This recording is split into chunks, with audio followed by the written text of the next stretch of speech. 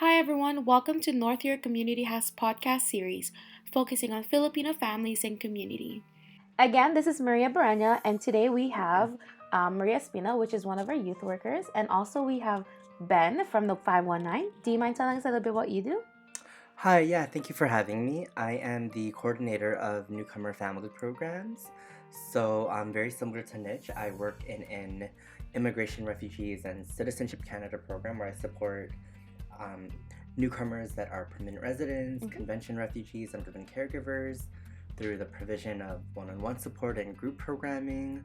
Also, being the 519, very strong focus on lesbian, gay, bisexual, queer, trans, and two-spirit accessibility and inclusion programming. Thank you so much for sharing. So, you guys are here today because I want to discuss with you some of the barriers and the challenges that youth encounter.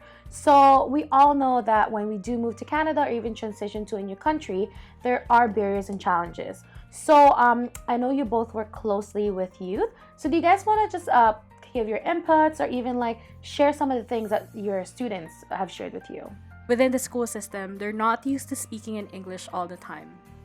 And I think the assumption is because the Philippines have a lot of people who do speak English that they will just have a very easy transition. But the reality is it's not that easy, and a lot of them struggle with that because they think that the teachers speak too fast or that they're very conscious about the way they pronounce things. They feel like they have an accent, and so that even hinders them from even trying to speak because they feel too shy or embarrassed about it, and that they feel like they would get made fun of, not even by people who are from a different culture but by the Filipinos themselves. Also, I think a lot of them are not used to working, so when they get here they have to contribute to the family income because some of them are from single parent households, and again, in the Philippines they didn't have to do that kind of thing. And so for a lot of them it's hard to balance working and going to school at the same time, and sometimes they compare their lives with their peers that are back in the Philippines, and they wonder why they even had to move here because they had a very comfortable life back there. The only thing I would add is I know that a lot of our youth live in, I guess, neighborhood investment areas, formerly known as priority neighborhoods, but communities that are known to have like a dearth of affordable services that they can access. Life here is very expensive. There is like a severe lack of accessible, affordable sports programs. And I know that, to build on Maria's point, the concept of working is very new, but what's also new is just even the concept of earning Canadian money. And I know a lot of them, when they were in the Philippines, always wanted the iPhone, the Jordans, like the best clothes. So a lot of them I find prioritize working once they start working. Like Filipinos are very, very hard workers. But the problem is a lot of them take shifts that can take them into the night, and when they do an overnight shift, they're too tired to go to school in the morning. So that's definitely a challenge. And they always say things to me like, yeah, Kuya, I'm earning more money than my teacher is in the Philippines. Like, I can't give up this job. And yeah, you see it. Like, they're rocking the Canada Goose jackets. They are going to the movies. But I think that's for that reason, I think we really try to prioritize like mentorship and just workshops around educational attainment and professional development. But yeah, so that other than that, in terms of access to resources and just the fact that they're obsessed with working once they have that ability to do so. So I just want to touch upon like let's say expectations versus reality. So we know that when like you guys both mentioned that when they come here, they're not used to working. They have to be doing like a lot of things independently. So what can we do? Like I'd say like even the government or even just social workers in general. Like how can we better prepare them with the like the difference or like even the changes that would happen in their life, because in reality they have to be independent here. What do you guys think about this? How can we better prepare them instead of telling them Canada's great?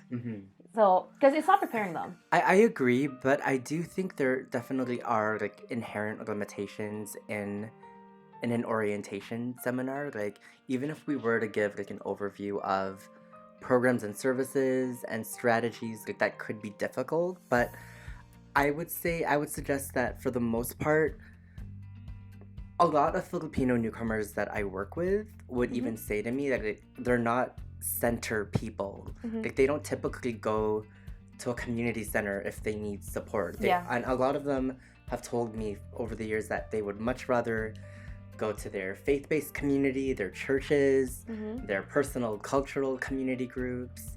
So I think like governments and service providers should be very intentional with how they outreach to Filipino youth and to Filipino families, and recognize that like not all Filipinos can just get support vis-a-vis like a one-on-one interview in an office. Like you'll have to be very strategic, and even a non-traditional approach might be the way to go. I remember when I first became a settlement worker, I was in churches like for the first 7 months, and now I'm in sports and recreation settings.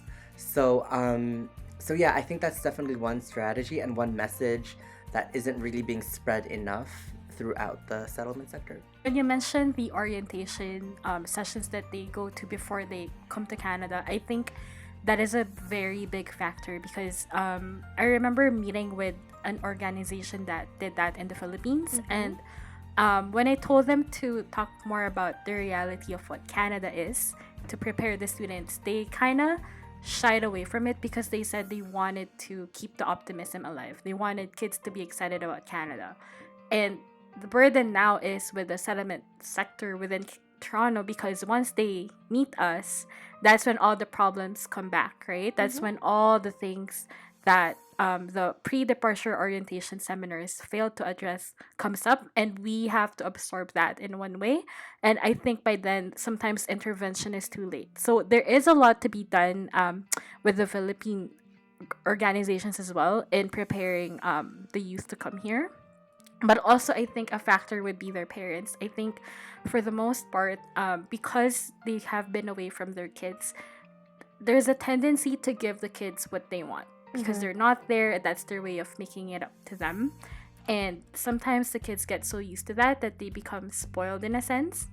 And so they just give in. And so when they don't get what they want here, or they realize they have to do work to get what they want here, the reality isn't, they're not prepared for it. So I know Ben mentioned about like there's not like youth tend to go more towards like their faith-based religion or like organizations. Is there a lack of services in the Filipino community, especially to those in the youth, like in youth? At one point, and for a long time, I would say yes. So I was a settlement worker. I started being a youth settlement worker in 2010. And at the time, I believe North York Community House had one settlement worker, and there were only maybe like a handful of us in the sector at a time when there were literally hundreds and hundreds of Filipino newcomer youth.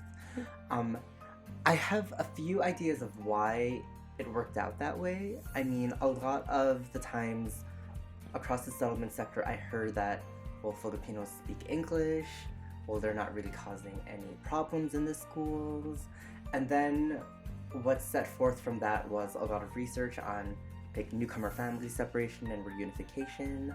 Like a lot of research was conducted around like the implications of the living caregiver program on the lives of Filipino youth, the deprofessionalization of Filipino immigrants. So I think from that, like momentum started to, I guess, mount, and eventually it became fully recognized that like the Philippines is a source country. But is that message like spread throughout the settlement sector? I don't think so. Absolutely not. And like there are like 250,000 Filipinos in Toronto and the GTA. Like I don't think there will ever be enough Filipino events or enough Filipino services. I also just want to say that growing up, there wasn't a lot of services that I was aware of. Maybe that's because there isn't much. So now see the change because of course there are like after school programs, of course, that you guys are like dedicated to doing for the youth. A little bit more attention going towards the Filipino community and the lack of resources that we really need, right? Now that you both have the platform to do that, to advocate for the Filipino community, how can we better support them? So how can we make them active members of the community? Well, personally, I would advise like you can't just put this entire like all of this work that needs to happen for the Filipino community. It can't be brought down on just Filipino workers. Like this has to be a priority of an organization as a whole. This has to be priorities of governments. And yeah, it's like when dealing with something that affects thousands of people, to like turn to one person and to have that expectation that I'm constantly going to be the voice for that community, that's a significant amount of pressure. And it's not realistic that like 5 people in an organization alone can take on like such a tremendous amount of work. So yeah, I would say this is a community's effort and it requires like multiple stakeholders. Yes. And in terms of the work that we've been doing, like we've spread this message to Immigration Canada. We have done extensive research with all of the major universities in Ontario about like the plight of the Filipino people. But again, the more work you do, the more work you end up creating for yourself. And yeah, the work is never over. So are you saying that there is the big want in the Filipino community? Like we do want services, we need these things. We have people that do want to help, but of course there is funding issues and other like supports from management and other things. So what's your input?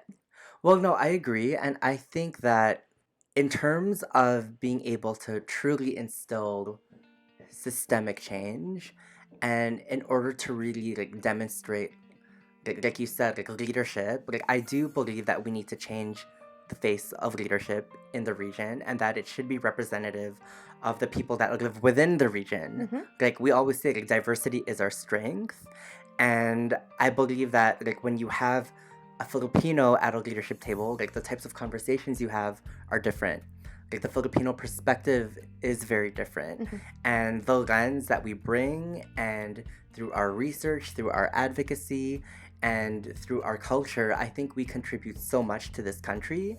And yeah, and if the Filipino community can finally rise up and take on like different mantles of leadership when it comes to even things like service provision and have control over the outcomes of our lives and be a major decision maker over policies that directly affect us, I think that would be phenomenal. And I think it would be very advantageous for the sector, and we can be a great example for even Canada and even the rest of the world.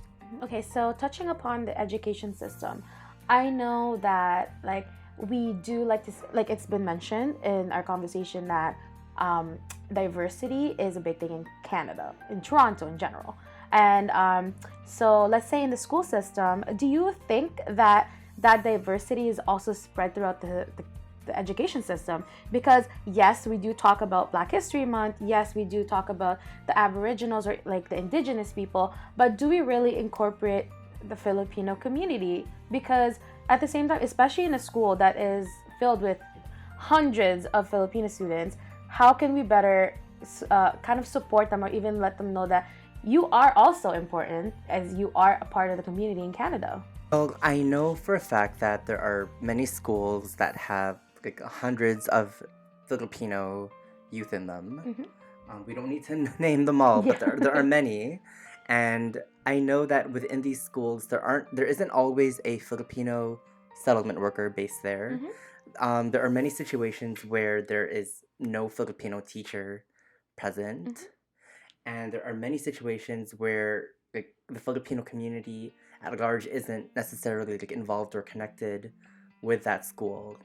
So in terms of, I guess, opportunities to foster like Filipino and preserve Filipino cultures and traditions, I don't think necessarily that like the school system is designed to facilitate that process, but I know some work has been done with the Toronto Catholic District School Board in partnership with York University.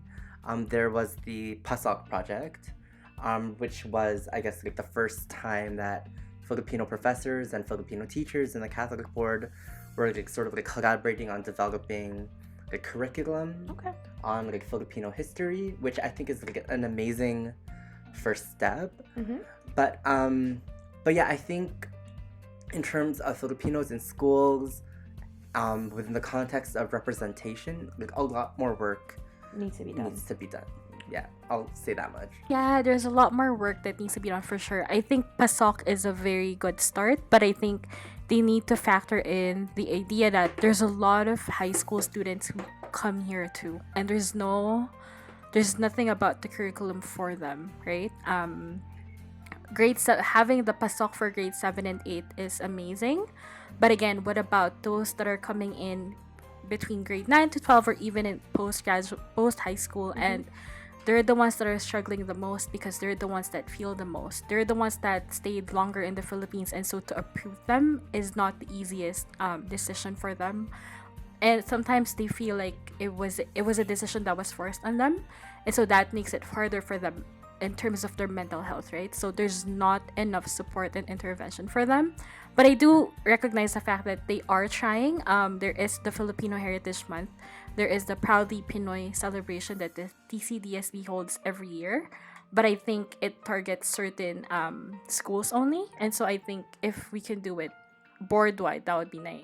And I would say like the main two things that I have learned in terms of like being, I guess, somewhat successful in engaging with Filipino youth, and this is something that we say over and over again as youth workers, but we're trained to understand that any positive outcome that you have with your youth is a result of long-term relationships. And how do you achieve that? You have that through consistency. And that consistency is delivered through programming that is reflective of the needs of your youth.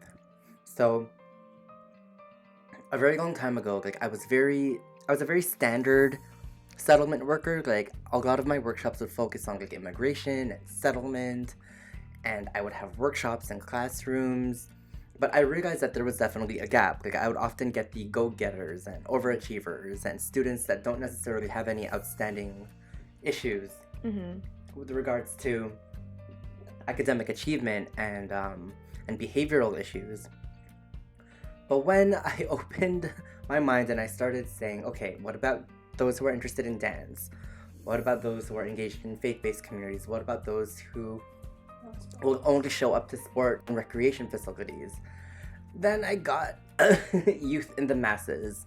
And in the end, like from doing programming that is reflective of a youth's needs and interests and being consistent, like I've been able to have many like amazing experiences with youth who have gone off to work in banks, to become engineers, to become teachers, and yeah, I would say it's consistency, but also the challenge in that is that, again, as a Filipino person doing this work, like I often feel like it's always on me, and within the context of the nonprofit sector, it's often within the personal will of like an executive director or someone who is in charge to sort of like lead that work.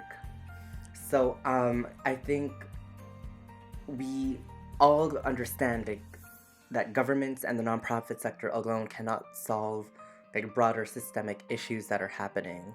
Like, you definitely need the engagement of not just a community center, not just a school board or a government, but like everyone needs to work together across all different sectors and communities to really create actual like social change for the Filipino community.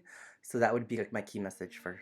Okay, so like just one last thing I do wanna like get your inputs or like your opinions on work that's being done, correct?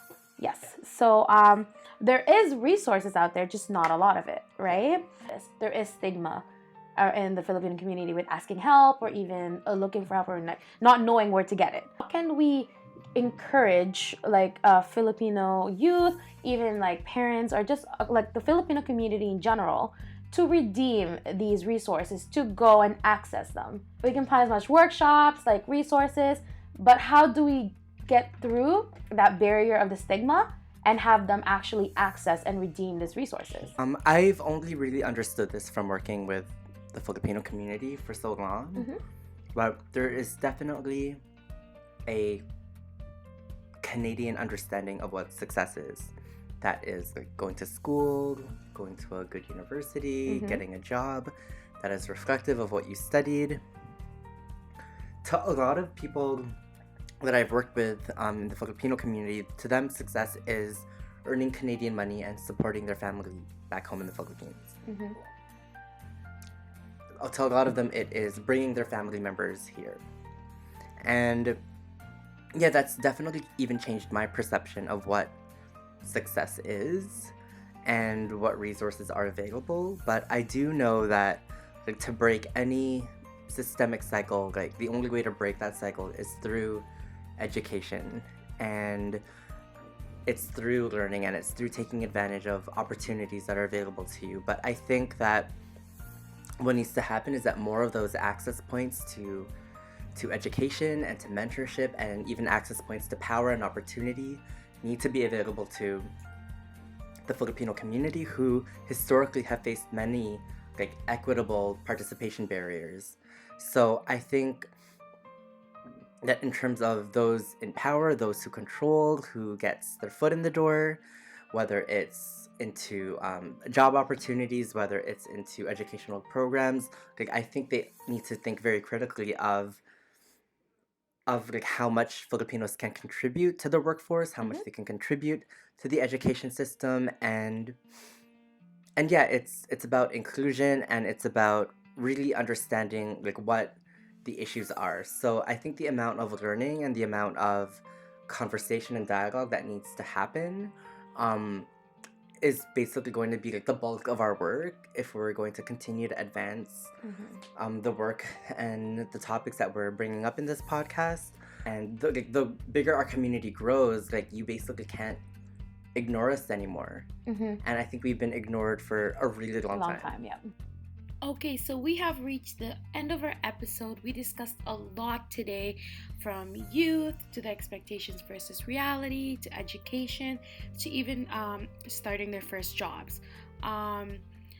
It's a lot that we talked about today. It's not going to be enough to talk about it in one episode, but that's okay. Again, I would like to thank Benjamin for being here today, as well as Maria. Again, this is Maria Barena, and as a reminder to all of you, all of our services and programs are funded by Immigration, Refugees, and Citizenship Canada. Therefore, all services are free. For comments and suggestions for this podcast, please go to our website at www.niche.ca. Thank you for listening, and we hope you enjoyed today's episode, and we'll see you in our next episode.